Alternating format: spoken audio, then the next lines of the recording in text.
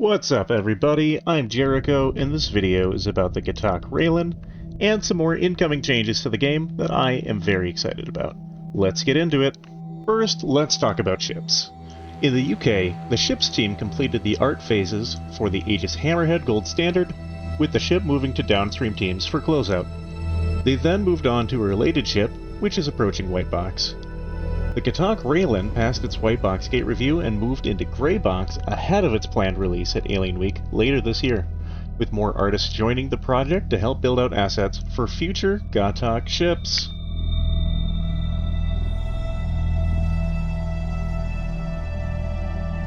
So here we have it officially, everyone. The Gatac Railen is planned to be released during Alien Week this June. What else is coming in the future? And are you as excited to fly the Railen as I am? Personally, I can't wait. This is one of my LTI ships, and I am beyond thrilled to find out what they do with it. With this in mind, I absolutely had to break out some Siulan footage, because as we all know, the Gatac Siulan really is just a baby Railen. If you haven't flown it yet, give it a chance. You can buy one at Area 18's Astra Armada for just under 2.8 million. I know it gets a bad rep for the landing system, but personally, I feel like that just makes it a standout experience from every other ship out there. The Gravlev systems, from the stairs, component access, elevator, and even the pilot seat, you just can't find anywhere else in the verse. I've been waiting for the Railen, especially because I'm excited for a Gatac ship with real utility. Not only do I want the vibes, but I want to be able to accomplish something in such a wildly cool ship. Do you feel the same, or is it just me? I want to make a note here, in case you missed it. They have also officially mentioned future Gatac ships. What do you think we'll get? Some sort of combat ships? Maybe a utility all-rounder? Or even a salvage or mining ship? Let me know below in the comments.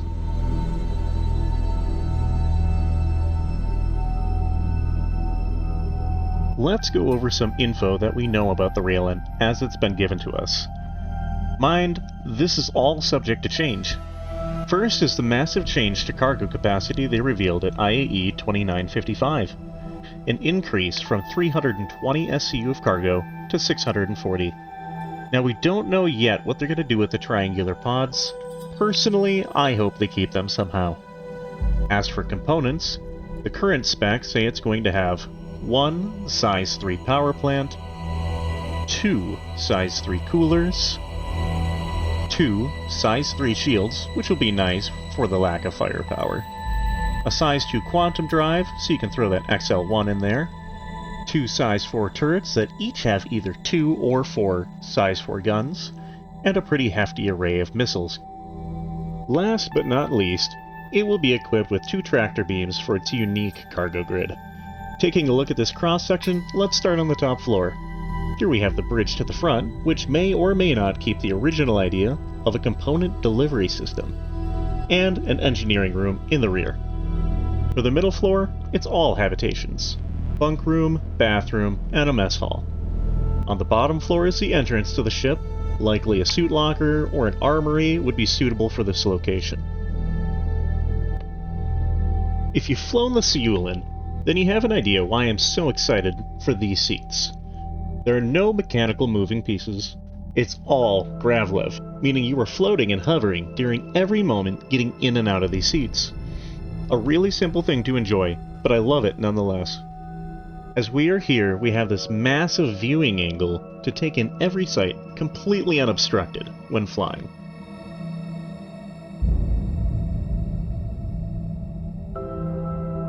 In this photo, we can see even more Gravlev technology put to use. Now the obvious one we notice is the entrance elevator, but most people miss something. The landing gear is Gravlev too. Imagine the smooth landing you could have with a frictionless suspension system like this. Again, there's absolutely nothing out there even close to this ship.